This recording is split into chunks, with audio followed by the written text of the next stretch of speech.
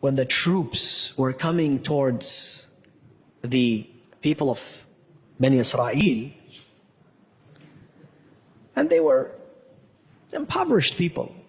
And Pharaoh resembled the most powerful man at the time, the most powerful army at the time, the most powerful government at the time. No one can dare to go against Pharaoh. Pharaoh was, modern day NATO plus all the other big armies around the world. And he decides to go after Musa, who's a nobody, who decides to defy him. And the grounds are shaking underneath Bani Israel. They're shivering. And suddenly they hit the Red Sea. From one end, Pharaoh is behind them with all his might as his troops. And the ground is shaking underneath of them. And now they've hit the Red Sea. They're going to be destroyed, annihilated. So they come to Musa, Ya Musa, what should we do? He says, nothing. Musa, are you not scared? I'm not scared.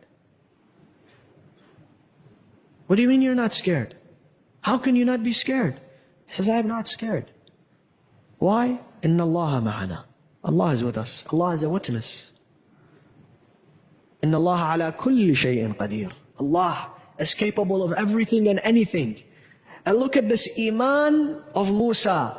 That moments later, the greatest superpower of the world was annihilated instead. They came to annihilate Musa, but Allah annihilated them. Subhanallah. Not only that, Musa was saved, and Allah takes the body of Pharaoh, and He says, I want him to be a lesson for the rest of the Pharaohs, because there's going to be many Pharaohs. I want him to be a lesson for all the other Pharaohs. But the problem is, Pharaohs, they don't read the Quran. And if they read the Quran, they don't understand it. They think it speaks to somebody else. But Allah says this Pharaoh is ayah. He's Ayatullah. Ayatullah Pharaoh. Really?